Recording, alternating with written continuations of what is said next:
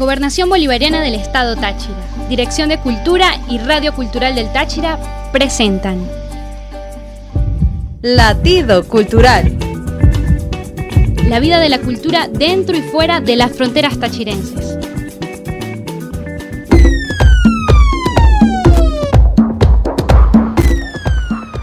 Dos y 13 minutos de la tarde, amigos. A partir de esta hora pulsamos nuestro programa Latido Cultural, el número 71 de hoy, martes 1 de marzo. Estamos iniciando el mes de marzo del año 2016. El día de hoy les vamos a estar contando sobre todas las actividades culturales que ustedes pueden disfrutar durante toda esta semana y que está comenzando, y que además vamos a estar comentándoles de algunas noticias en el ámbito cultural y de la mejor programación en materia de artistas nacionales. Así que ustedes no se despeguen de la radio cultural, porque a partir de esta hora comenzamos con nuestro programa Latido Cultural número 71. Sean todos bienvenidos. Les recordamos que estamos bajo la dirección y coordinación general del licenciado Gerson Franco en la Dirección de Comunicación e Información. Y radiando en la consola nos acompaña Claridad Ibarra, y quienes les hablan, Dasmerely Díaz y Anderson Márquez. Estaremos acompañándoles hasta las 3 de la tarde. Miren, a partir de esta hora nos pueden seguir a través de nuestras redes sociales, @Cultura Potencia en Twitter y Dirección de Cultura del Estado Táchira Oficial en Facebook. También nos pueden sintonizar en cualquier parte del mundo a través de nuestro sitio web www.radioculturaltachira.com, y si lo que desean es comunicarse con nosotros acá en cabina, pues pueden llamar al 0276-1344-2155. Repito, 344-2155. Y arrancamos, amigos, en este programa número 71 de Latido Cultural, promocionando nuestro tema del mes aquí en nuestro programa. Y escuchamos ahora a la agrupación venezolana Quinchango con su pegajoso tema Venezuelan y New York. Tenemos muchas noticias en materia de cultura, así que ustedes tienen que estar pendientes, porque vamos a estar conversando con un periodista que nos visita desde la República de Argentina. Él es Emiliano Conte, así que ustedes pendientes, porque ya venimos con toda esta información. A todo el inmigrante lo va a luchar. Wow. We can selection to each and everyone. Fire. No tomo, te tomo café, mi amor. Yo como arepa y pabellón. Con mi zumba machuco el English when I talk. I'm a Venezuelan in New York. Me respiro por Roosevelt Avenue, con mi tabaco y mi bastón. Y le dice a Camila, siempre me escondo cuando viene inmigración. Soy un emigrante ilegal en New York. Oh, I'm an alien, I'm an illegal alien, emigrante ilegal en New York. Oh, I'm an alien, I'm an illegal alien, emigrante ilegal en New York. Algunos cruzan el borde en avión, otros en burro o en camión. Y los coyotes hacen dinero por montón. Be yourself, no importa what they say. Oh, I'm an alien, I'm an illegal alien, emigrante ilegal en New York. Oh, I'm an alien, I'm an illegal alien, emigrante ilegal en New York. Suenan las sirenas, patearon la puerta, abusan del emigrante sin razón. No sale en la prensa, pero si hay sangre en el callejón, de noche las velas brillan más que el sol. Cómprame mi baño de vuelta.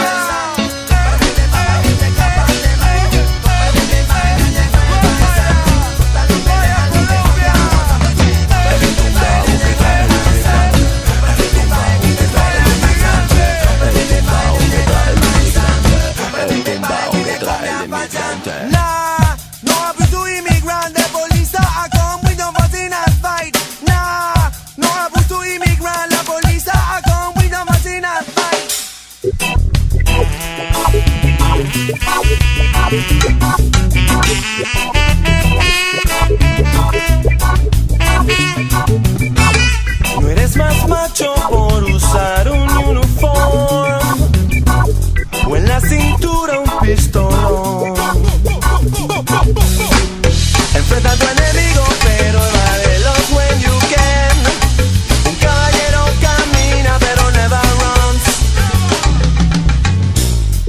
los modales hacen al hombre.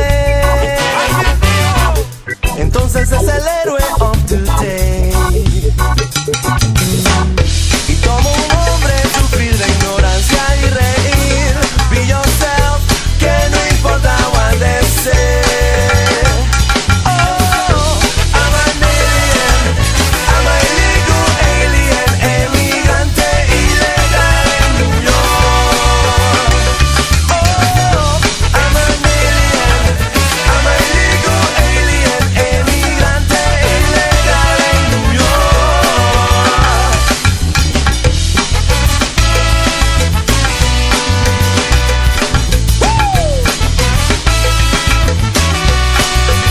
Pero mira, lleva ya, mírame cuache, ay, lleva ya que está presente, ay, lleva ya, mírame cuache, que la cosa está jodida en la calle, en Nueva York, la cosa está prendida así nomás, yo te prendo tu velita, ay, lleva ya mi corazón, que tú eres el mar, ay, lleva ya, y yo te pongo tus totones, así mamá, cómprame, cómprame, cómprame, cómprame gauna, cómprame, cómprame, cómprame, cómprame, cómprame, cómprame, cómprame, cómprame gauna. You hear? Quichando pa' mi gente.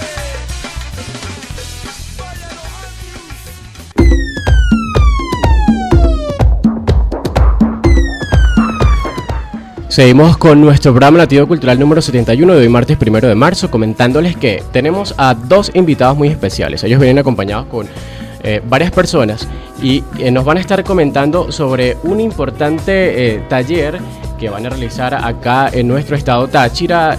Se llama El Mensaje del Caminante. Saludo entonces al periodista Emiliano Conte, quien nos visita de Argentina, y a la licenciada Lorena Encalada. Ella es licenciada en Turismo y Hotelería. Nos visita desde nuestro país hermano Ecuador para que nos comenten sobre esta nueva experiencia en nuestro país y sobre este tipo de talleres que nos gustan muchísimo y nos van a impresionar. ¿Cómo están? Bienvenidos a Latido Cultural. Hola, muy buenos días chicos, a los dos, a la gente que nos está escuchando y muy contentos de estar en Venezuela, de disfrutar este calorcito, ¿no? Que nos recibió, que no esperábamos otra cosa, ¿no? Pero bien, cómodos y con este mensaje que viene caminando con nosotros desde hace 5 años por toda América Latina. Se llama El Mensaje del Caminante y justamente tiene que ver con estos hombres y mujeres, nosotros les llamamos así, que de pronto han estado a la búsqueda de un mundo mejor, buscando un mundo más justo, un mundo más equitativo y que de acuerdo a la información que venimos a presentar, estos caminantes aparecen en Venezuela, aparecen en toda América Latina y traen una serie de cambios y sobre todo traen una esencia muy diferente, que es un poco lo que vamos a estar charlando el sábado a las 3 de la tarde allí en el Teatro de la Plaza Bolívar. ¿Cómo se viste esta idea? O sea, ¿qué te llevó a decir el público necesita conocer sobre este tipo de temas? Mirá, yo la verdad trabajaba de periodista y era muy desconocido frente a estos temas, la verdad no lo seguía. Primero trabajaba en la parte de ciencia del diario Página 12, después en Clarín me metí mucho en la parte de la política con respecto a las notas que hacía. Pero en el 2009 agarré mi mochila, renuncié al trabajo, dejé todo lo que tenía por ahí y dije, bueno, quiero conocer un poco mi verdadero país, que es América Latina. Así que digamos que ese viaje me fue transformando, me fue cambiando, me fue poniendo sobre diversos temas que yo antes ignoraba y cuando los conocí empecé a ver que eran muy importantes, que a mí me habían hecho muy bien conocerlos y aplicarlos en mi vida. Y a partir de eso es que, bueno, junto con Lore, que la conozco en las Islas Galápagos, allí en Ecuador, después de llegar de polizón en un carguero, en la última isla la encontré, empezamos a desarrollarlos estos temas, a transmitirlos. Y bueno, así estamos, 50 ciudades de América Latina hemos dado con esto, hemos recorrido más de 300 radios, hemos estado en televisión, en diarios, porque es un tema muy interesante que muy poca gente le ha dedicado, ¿no? O sea, hablamos del tema de las profecías y de elementos que están en las culturas americanas, en la cultura de los pueblos ancestrales, que no, pero que nos hablan entre muchas cosas, entre muchos acontecimientos, de situaciones que nosotros vamos a vivir, que estamos viviendo hoy en día, pero también nos hablan de una esperanza y de una transformación que nos involucra a todos nosotros. Ustedes de Venezuela, yo de Argentina, mi pareja de Ecuador, los que están escuchando, también están dentro de estos relatos que vamos a transmitir este sábado. De todas las comunidades indígenas que conociste, ¿cuál te llamó más la atención? ¿Con cuál tuviste más relaciones? ¿O cuál quizás fue la que tú dijiste, esta me marcó, este mensaje debe conocerlo todo el mundo, esta va a ser mi misión dentro de todo este recorrido que estoy emprendiendo? Mirá, digamos que uno va aprendiendo de cada cosa que se va encontrando en el camino. Uno cuando viaja, primero aprende a viajar liviano. En la mochila no entran más cosas que las que uno puede cargar, ¿no? Eso nos enseña a ser un poco desapegados y a no depender tanto de las cosas materiales, ¿no? Y ese es el mismo mensaje que generalmente tienen los pueblos originarios. Digamos que a grandes rasgos hay muchas diferencias entre los pueblos de la Amazonía, entre los pueblos de las sabanas, como los Pemones, que también he compartido con ellos. Yo creo que hay un legado de conocimientos muy importante y muy grande en la cultura incaica. Uno cuando va para Cusco ve los edificios, ve los monumentos, que no solamente es para hacer turismo, sino que realmente uno ve que eso es parte de nosotros, parte de nuestra cultura, y uno encuentra muchísimas cosas que de aplicarlas nosotros en la actualidad, nuestros países serían completamente diferentes. Se ha perdido ese nexo con lo antiguo, se ha perdido ese nexo que es maravilloso y que realmente nos obliga a hacer un cambio de pensamiento, ¿no? De pronto podría contarte una historia un poco breve, pero que grafica un poco lo que estoy diciendo. Allí habíamos estado con Lore en la Patagonia, habíamos conocido una anciana mapuche y yo tenía unas cerezas que habíamos conseguido en un arbolito que había por ahí, que crecen por todos lados en esa región por el clima que tiene. Entonces yo les tiré la mano con las cerezas a la anciana mapuche que habíamos conocido por ahí y yo le pregunté qué veía ahí, cuántas cerezas veía. Y ella empezó a una, dos, bueno, en realidad hay infinitas cerezas. ¿Por qué? Porque cada una de estas cerezas tiene una codificación y tiene una forma de reproducirse, entonces en realidad esas no son 6, son infinitas, ¿no? Entonces yo me puse a pensar, usualmente si yo le hubiera preguntado eso a un administrador de empresas me hubiera dicho que eso es ¿cuántas habría ahí? Me hubiera calculado el precio en moneda, en dólares, o de pronto otra persona me hubiera dado una interpretación de acuerdo al bagaje de conocimientos. Pero esta mujer, en vez de interpretar lo que yo le decía de una forma lineal y literal, vio el infinito y me pareció maravilloso ese concepto porque es un concepto plenamente espiritual el que tenía, y eso es un poco lo que las profecías nos están llamando, a que nosotros empecemos a pensar las cosas de otra forma y de esa forma uno también pueda sentirse mejor y pueda enfrentarse a las situaciones que nos están poniendo en todos los países tan difíciles, tan duras, de una forma mucho más inteligente y que nos obligue también a conservar la calma y actuar como decíamos, con conciencia. Ahora, Emiliano, cuéntanos un poco sobre aquellas profecías que tú consideras que ya se han cumplido. Bueno, mira, dentro de las profecías tocamos profecías de pueblos originarios, son muy conocidas, otras no tanto. Yo creo que hoy en día hay una profecía que es impresionante, pueden investigarla en internet. Hay películas sobre este personaje, hay programas de televisión, en Estados Unidos han dedicado documentales a él, en National Geographic. Es un pintor latinoamericano, se llama Benjamín Solari Parravicini. Él falleció en 1974 y dejó una serie de 1000 dibujos. Miren, cuando nosotros vamos viajando por los países y vamos hablando de profecía, el que más impacto ha generado es él. Ahora venimos de Cusco, de dar una conferencia allá, y los mismos periodistas de la televisión se sorprendieron plenamente por el mensaje de él. Él está hablando de una serie de acontecimientos. Primero, sus profecías se han cumplido. En 1938 él dibujó las 2 torres de Nueva York y puso que serían atacadas 2 veces. Obviamente que eso se cumple en el 2001. Parravicini salta a la fama con ese dibujo. También Parravicini anticipa acontecimientos como la perra laica, que es lanzada en el espacio en la década de los 60. En el 38 ya la había dibujado. Habla también de los satélites con 20 o 30 años de anticipación, de la televisión, de los celulares y de tantas cosas que sería de pronto un poco largo explicarlas, pero el sábado en la conferencia algunas cosas vamos a tocar. Pero lo más interesante de su profecía, de sus elementos, de sus dibujos, que él era un artista plástico, eran que estaban hablando de que en América Latina se iba a levantar un cambio, una transformación de conciencia, que las personas iban a hacer un cambio espiritual, que se iban a volcar a algo muy diferente y que esa nueva visión iba a generar una alternativa entre esta división a lo que estamos viendo en nuestros países, ¿no? entre la política que está prácticamente en todas las naciones de América Latina, y que eso se iba a resolver, que la única forma de resolverlo era a través de que la gente comience a hacer una transformación. que nos conecte al mundo ancestral, que prácticamente ha sido olvidado desde la conquista, desde hace 500 años cuando llegaron e invadieron los conquistadores, y que hoy mucha gente está tratando de rescatar, pero que se ha vuelto muy, muy difícil, ¿no? Que se nos ha vuelto a nosotros muy difíciles por las situaciones de nuestra vida, por las situaciones prácticas que resolver, que la cola, que la plata que no alcanza, y que se nos hace a veces, decíamos entonces, muy difícil poder llegar a esta concepción de un pensamiento de espíritu. Entonces Parravicini nos habla de muchas cosas, entre ellos, y es uno de los factores que nos trajo aquí a Venezuela a hacer esta gira que vamos a hacer los próximos 3 meses, hablan de un conflicto bélico en el Caribe, a partir de la disputa de Estados Unidos, China y Rusia. Parravicini desde 1938 está anticipando ese conflicto, y yo creo que tiene que ver mucho la parte del petróleo de Venezuela, que tienen cantidades inigualables porque las mayores reservas están aquí, ¿no? Entonces están hablando de un conflicto, pero fíjate que a pesar de ese conflicto, Parravicini habla de que Venezuela tendría una esperanza muy grande, e inclusive todavía no lo hemos podido interpretar, pero hacia allí vamos. Habla de que Maracaibo sería un faro en una nueva visión que afloraría en Latinoamérica.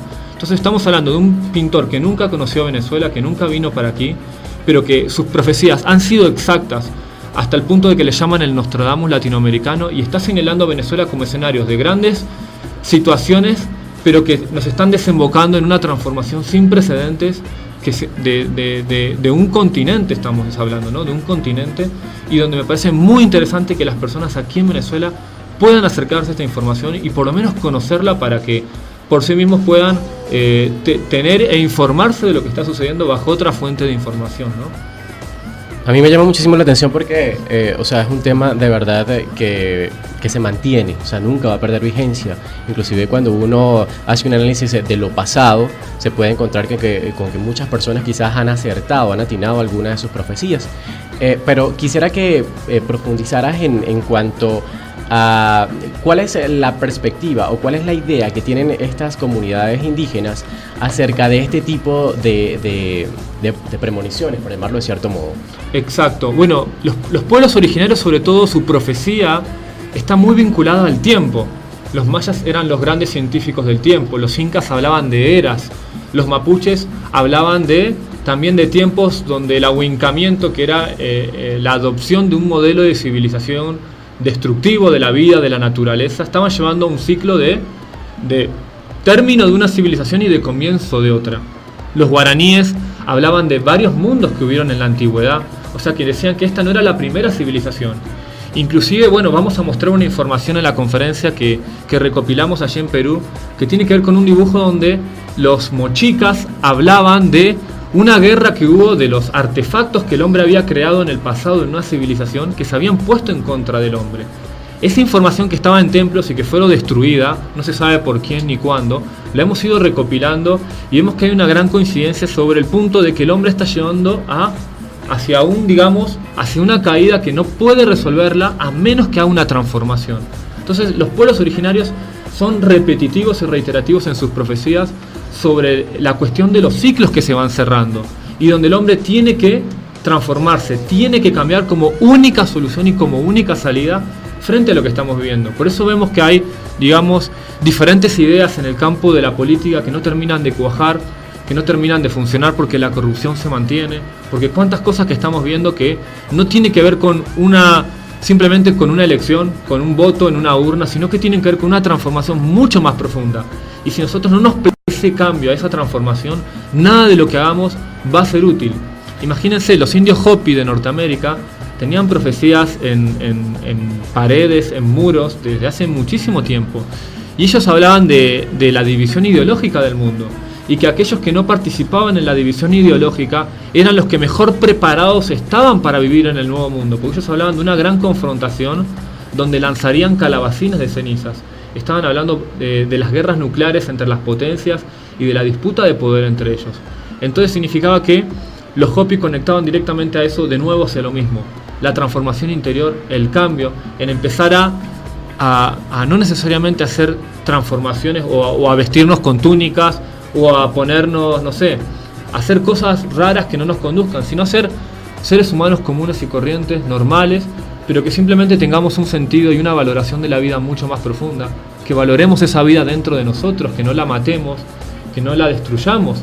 Y esa es la primera pauta que tenemos que tener para cambiar el mundo. Como decía Gandhi, ¿no? Lo de cambiarnos nosotros mismos para que cambie lo de afuera, y que allí comenzaba todo. Ahora, Emiliano, eso implicaría entonces como un cambio en lo que es la espiritualidad de las personas, ¿sí? Pero, ¿qué mensaje o qué recomendación le podrías dar a todas aquellas personas que quieran comenzar a realizar esa transformación en sí para luego pues compartirla con el resto del mundo? Bueno, yo creo que primero tiene que ver con el conocimiento. O sea, en este último tiempo se han levantado muchos personajes, gente que ha lucrado con esto, gente que ha generado miedo, ansiedad en la gente. Yo creo que un primer punto primero es tener conocimiento. El conocimiento es algo que nadie nos lo puede quitar, y con estas conferencias apuntamos a eso, a entregar conocimiento, a entregar diferentes fuentes de información y que nosotros tengamos mayor claridad. Ese es un primer punto. El segundo es, yo creo, dar pequeños pasos. Primero hay una parte que es muy sencilla de cambiar. Yo creo que podemos cambiar la alimentación, la forma en que comemos, que estamos enfermándonos. Vemos que cada vez la gente tiene más cáncer, hay más problemas de salud. Eso se come mucha parte, trabajamos para pagar la obra social por la enfermedad que tenemos.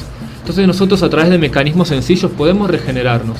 Cuando uno está mejor físicamente, piensa mucho mejor y puede tomar decisiones mucho más acertadas. En cambio, cuando nosotros nos sentimos pesados, caemos más fácil en la emocionalidad, en no querer, digamos, en la comodidad, en lo fácil.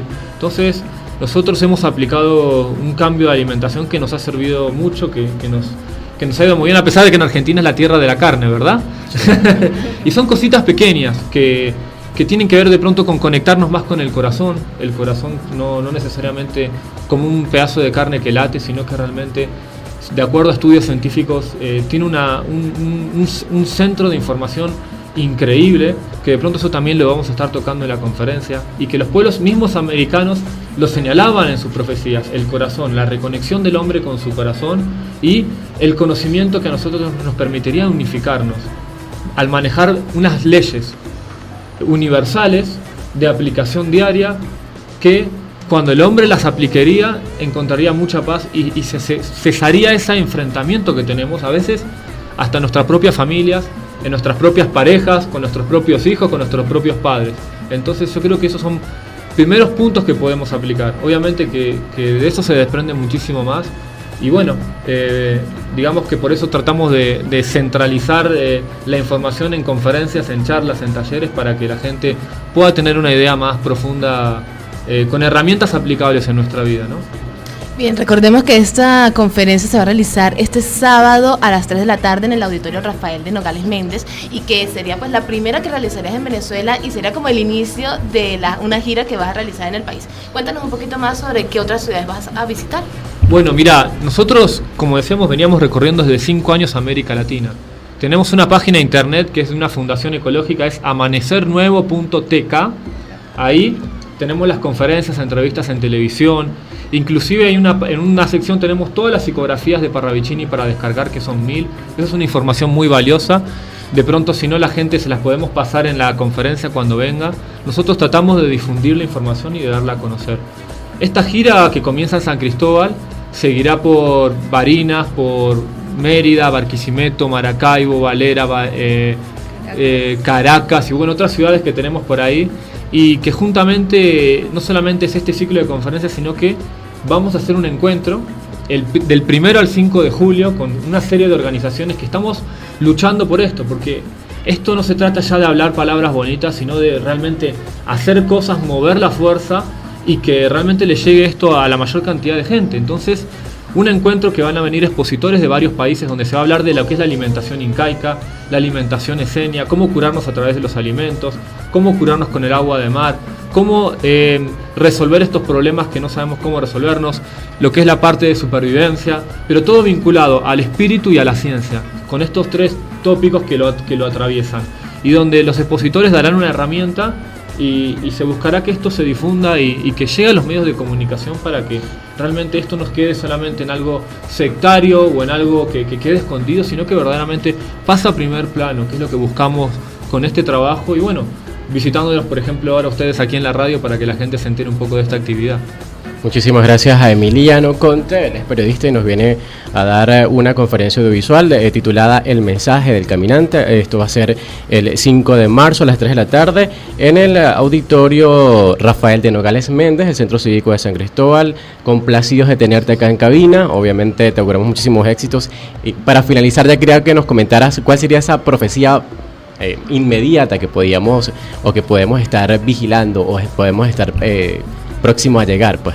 Yo creo que podemos anunciar cosas buenas, cosas que no son tan buenas, pero yo creo que la primera profecía es la de nosotros mismos, ¿no? ¿Qué podemos hacer nosotros de ahora en más?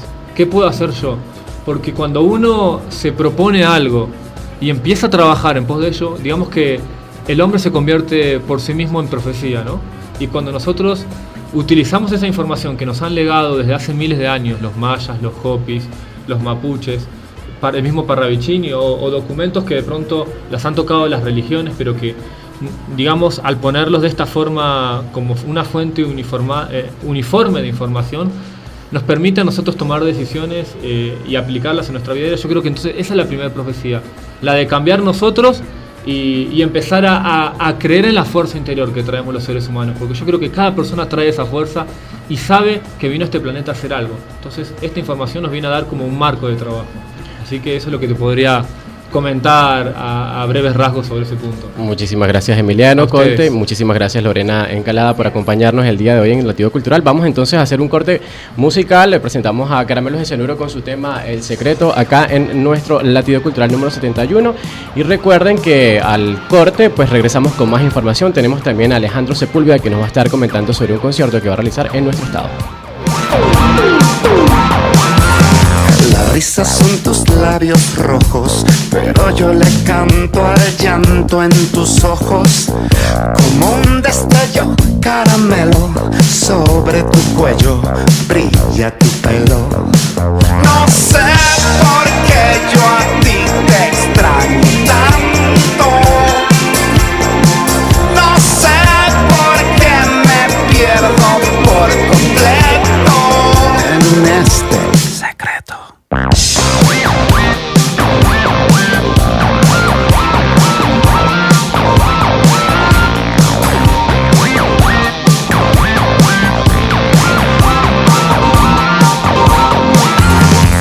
Dices que tus besos largos a veces son dulces y a veces amargos. Te pruebo para estar seguro si eres azúcar o eres cianuro. No sé por qué yo a ti te extraño tanto. No sé por qué me tienes en las nubes. No sé por qué.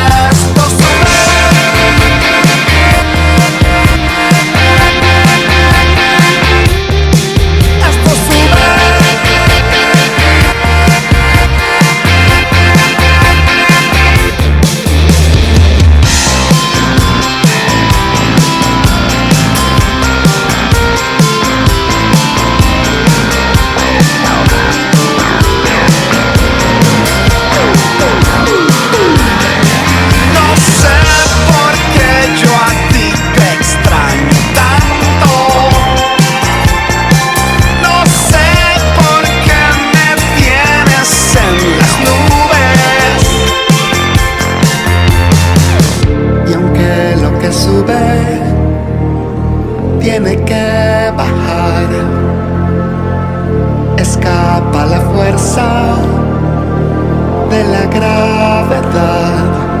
Esto llega al cielo, esto cobra vuelo, se eleva lejos, esto sube. Esto sube.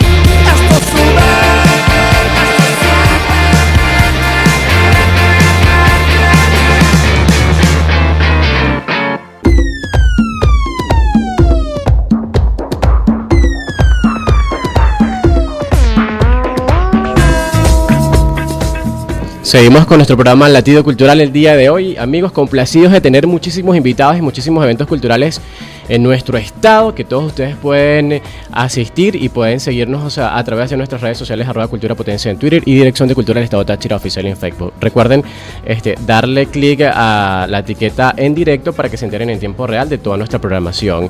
El momento es propio a conversar ahora con el quinteto de cuerdas Bucare. Ellos se van a estar presentando el domingo 6 de marzo a las 11 de la mañana. Esto es en el Salón de Lectura Ateneo del Táchira. Ya estos espacios se están recuperando, está quedando fabulosa el teatro del Salón de Lectura. Y pues el domingo 6 de marzo vamos a poder presenciar una presentación musical impresionante. Un bono de colaboración de 300 bolívares por persona. Ellos ya pues habían hecho también otro evento acá en esta misma sede. Y pues tenemos en estos momentos a Alejandro Sepúlveda para que nos comente sobre este tipo de actividades que nos orgullece comentar acá en Latido Cultural y que por supuesto vamos a asistir este domingo. Sí, bueno, buenas tardes Anderson, y un saludo a toda tu audiencia. Muy complacido de estar acá con el resto de compañeros del quinteto. Y sí, el concierto que vamos a ofrecer es un concierto que está dentro de lo que se llama música de cámara, que un formato instrumental en que el público de la ciudad pues a veces no está muy acostumbrado. Siempre estamos más dirigidos hacia lo que es la masa orquestal, ¿no? En este caso nosotros somos 5 integrantes, 2 violines, viola, violonchelo y contrabajo. Y ese concierto tiene como rasgo especial que la gente, el auditorio va a estar más en contacto más íntimo con cada uno de esos instrumentos. Vamos a tener un repertorio que abarca obras, digamos, del repertorio centroeuropeo, un estreno regional del Gran Quinteto de Cuerdas de Giovanni Bottesini, que es un quinteto escrito en el siglo XIX, mediados del siglo XIX, por parte de este eminente contrabajista italiano. Y vamos a tener también obras latinoamericanas, con la cual vamos a cerrar nuestro concierto. Vamos a hacer algunas obras de Astor Piazzolla, argentino, y el maestro venezolano Aldemaro Romero, con quien vamos a cerrar nuestro concierto. Fabuloso, me encanta Aldemaro Romero. Quiero preguntarte sobre cómo le fue el evento anterior, el Lular de las Esferas, cómo fue la participación del público, cómo fue tu compenetración con todos los asistentes, cómo se dio este ambiente. Bueno, el domingo pasado tuvimos también el enorme placer de comenzar con este ciclo de conciertos de música de cámara, y bueno, ofrecimos un recital de contrabajo y piano con obras originales para contrabajo. Y sí, la verdad que fue muy, muy estimulante encontrar una sala de conciertos que poco a poco ya ha ido recuperándose. La sala Santos Estela, recordemos quién era Santos Estela, la eminente promotora cultural de acá de San Cristóbal. Y creo que se está despertando, ¿no? lo que es toda la gente de las instalaciones del Ateneo para recuperar esa sala. Y sí, fue un concierto muy agradable. Obviamente a medida que el Ateneo y comience más ya la apertura, ya la gente va a enterarse más de todas esas actividades, ¿no? Es importante lo que estamos haciendo en materia cultural. Recuerden que esto es el Quinteto de Cuerdas Bucare. Va a estar ofreciendo un concierto en el Ateneo del Táchira, Salón de Lectura, el domingo 6 de marzo a las 11 de la mañana con un bono de colaboración de 300 bolívares por persona. Hablemos entonces un poco del Quinteto de Cuerdas Bucare. ¿Quién me va a hablar? Humberto Jiménez. ¿Cómo estás, Humberto? A toda la colectividad tachirense. Yo soy Humberto Jiménez, el violista del quinteto. Este es un quinteto que venimos preparando desde hace 3 meses. Llevamos de trabajo para poder llevar este tipo de música a la colectividad. Vamos a interpretar un concierto que va a llevar obras latinoamericanas, como bien lo dijo el maestro Alejandro, obras de Astor Piazzolla y unas obras de compositores venezolanos también. ¿Redes sociales de ustedes tienen o cómo se comunica la gente o cuál es el feedback que tienen con el público? Por Facebook. Bueno, Facebook tenemos la página, el evento ya está en la red. Y hablemos entonces un poco de cuánto tiempo llevan entonces integrados, me decías. Bueno, nosotros nos conocemos hace tiempo. Cada vez que podemos, pues nos reunimos, cada vez que tenemos la oportunidad, porque es algo un poco difícil con la cuestión de los horarios, pero cada vez que podemos hacemos música de cámara. La música de cámara, como podemos ver y recordar, es el inicio de la música de orquesta. Entonces es para personas privilegiadas, es un concierto, ¿verdad?, mucho más familiar, si se puede decir. Nosotros les recordamos que esta información ustedes la pueden observar directamente en @culturapotencia en Twitter con el hashtag Táchira Cultural y dándole clic a la etiqueta en directo para que se enteren de esta información. Pero vamos a hacer un corte musical y ya venimos con más de este importante concierto del Quinteto de Cuerdas Bucare que van a estar ofreciendo en el Salón de Lectura Ateneo del Táchira el domingo 6 de marzo a las 11 de la mañana. Vamos a presentarles un tema ahora de la cantante san cristobalense Anika. Ella es una importante soprano que nos viene a cautivar con un tema denominado I for an A. Esto es talento regional sonando a nivel mundial y acá en Latido Cultural. Recuerden nuestra etiqueta Táchira Cultural, pueden seguirnos. Y Dasmerely y Anderson Márquez, estamos haciendo Latido Cultural número 71 para todos ustedes.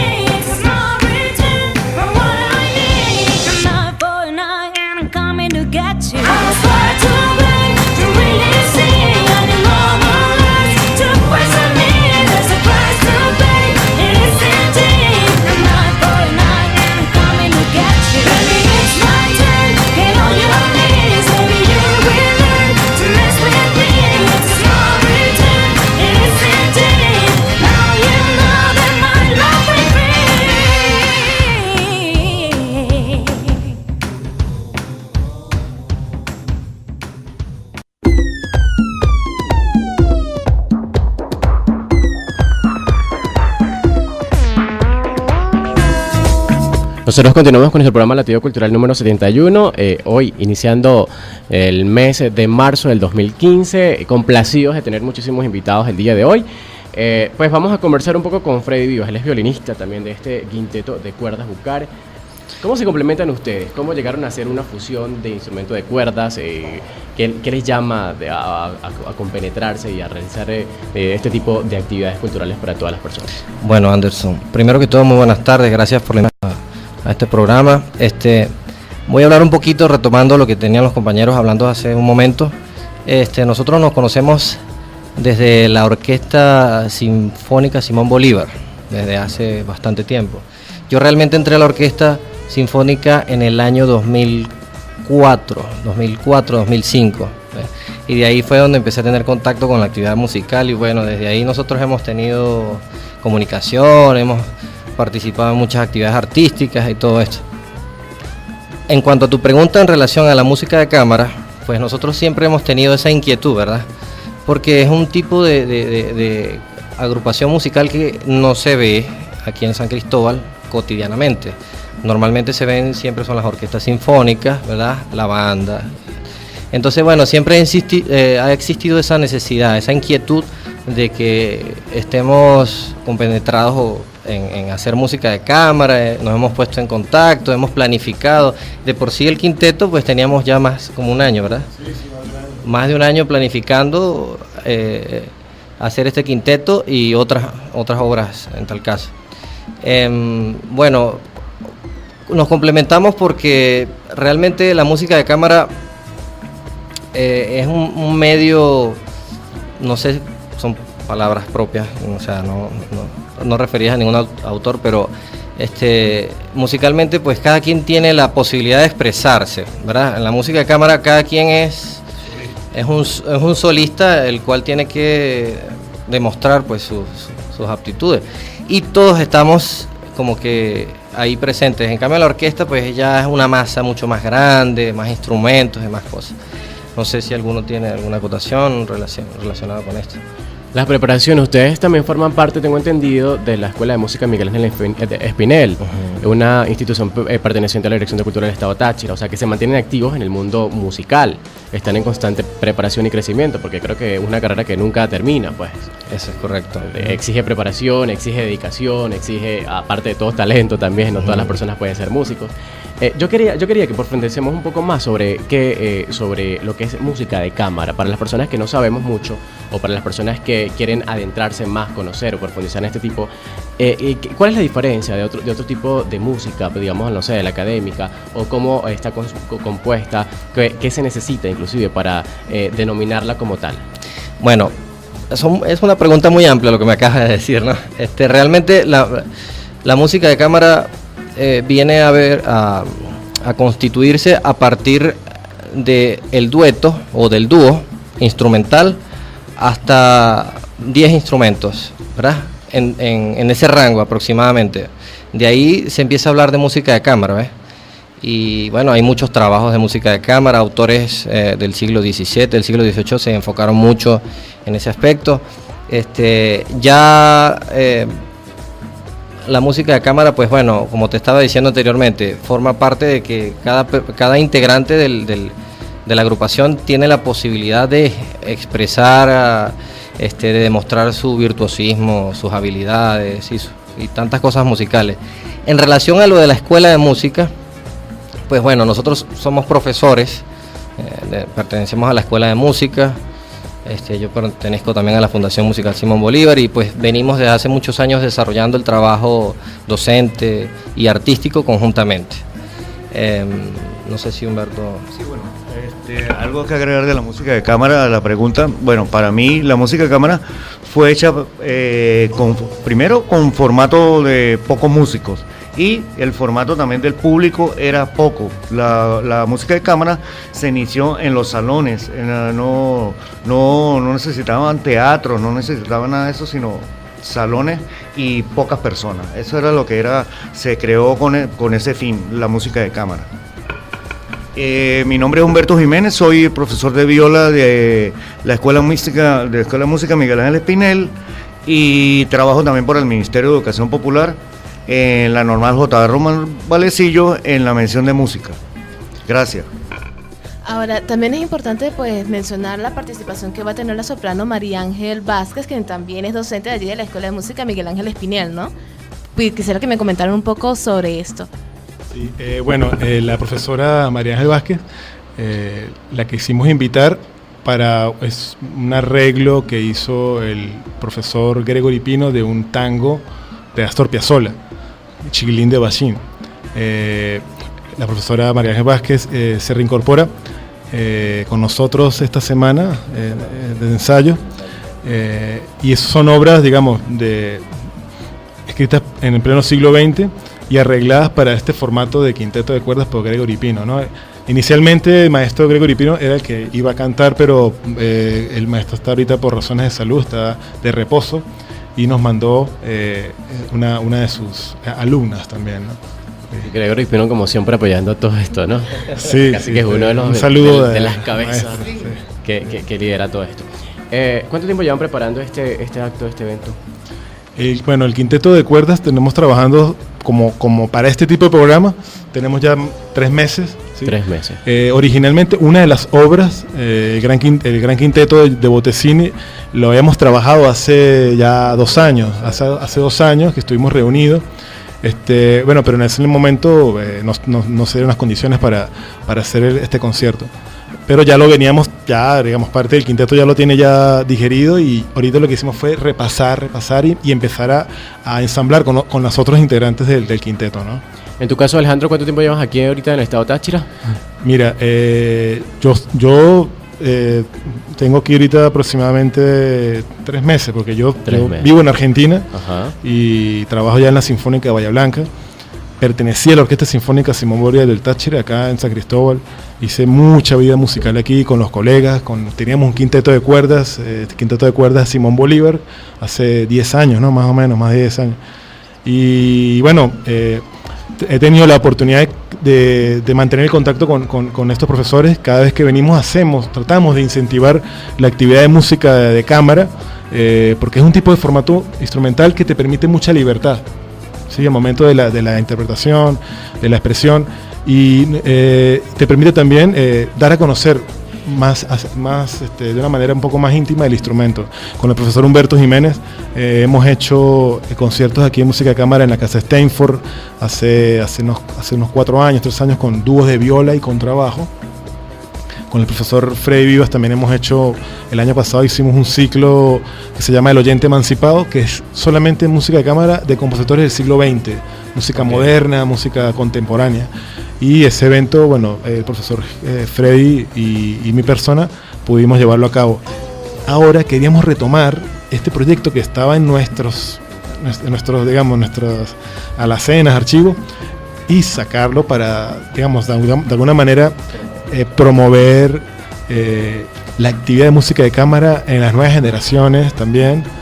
Se acercan a ese tipo de formato. No es fácil porque siempre implica coordinar lo que es cuestión de horario, cuestión de disponibilidad, ensayos, porque es un formato que exige mucho, pero mucho musicalmente del ejecutante.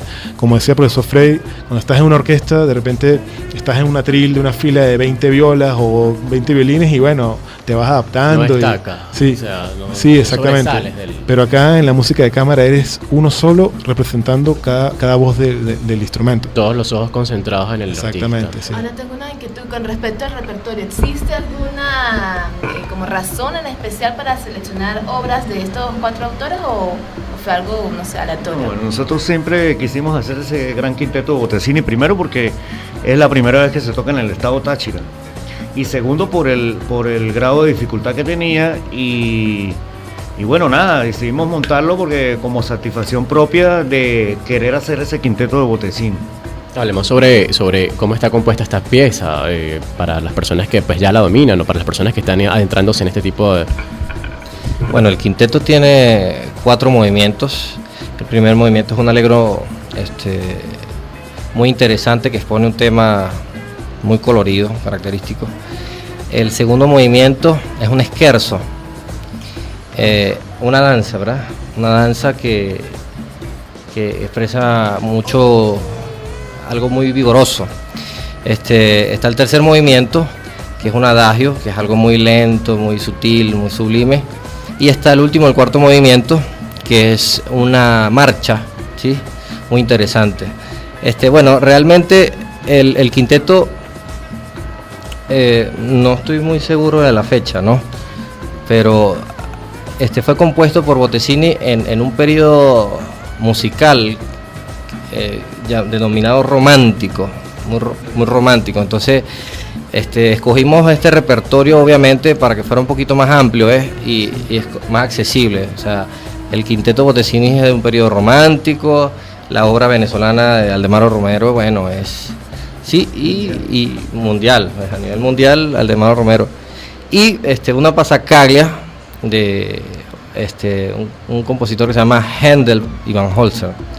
Es una pasacaglia muy virtuosa. Sí, un tema con variaciones entre cada instrumento, tanto el violín como la viola. Cada quien tiene su participación dentro del dueto. Si nosotros pretendemos educar a las personas que van para allá, así desde el punto de vista musical o de oído, que existen algunos elementos que ellos deben, digamos, ya tener en su mente, adquiridos, aprendidos, porque, a ver, este tipo de música quizás a no todo el mundo le gusta, pero es un tipo de música necesaria, un tipo de música, digamos, cuando uno toca tema de clásico, o que es un clásico, son temas que debemos escuchar.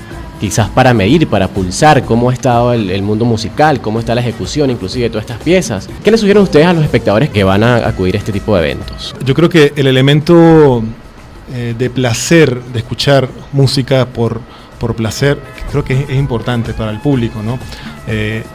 Yo creo que nosotros como quinteto no buscamos acercarnos a un público selecto que esté dominando todo lo que es la arquitectura, la música, sino que queremos es promover un concierto en el que la gente también vaya a disfrutar, ¿sí?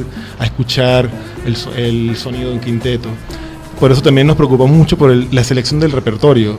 Obviamente vamos a tocar un repertorio centroeuropeo, que es el quinteto de Bottesini, es compuesto en el siglo XIX, pero también vamos a equilibrar con nuestra música, que es la música latinoamericana, para este tipo de formato.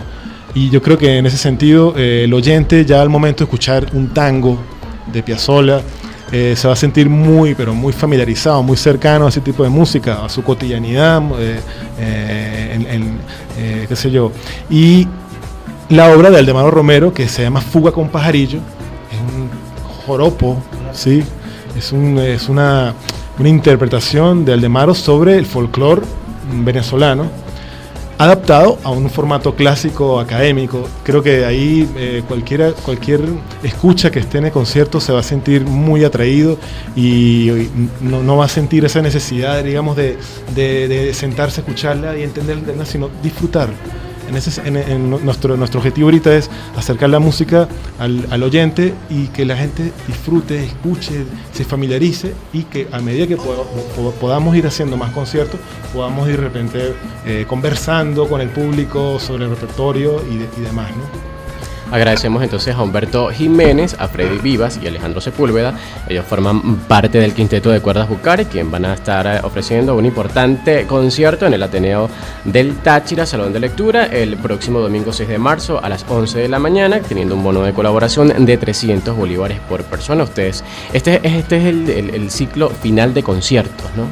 Con esto cerramos. Se nos acabó también el tiempo acá en nuestro programa Latido Cultural. Yo soy Anderson Márquez. Y yo, Dasmerely Díaz. Nos escuchamos el próximo martes a la misma hora por la misma señal, acá en la Radio Cultural. Chao, chao. Gobernación Bolivariana del Estado Táchira, Dirección de Cultura y Radio Cultural del Táchira presentó Latido Cultural. La vida de la cultura dentro y fuera de las fronteras tachirenses.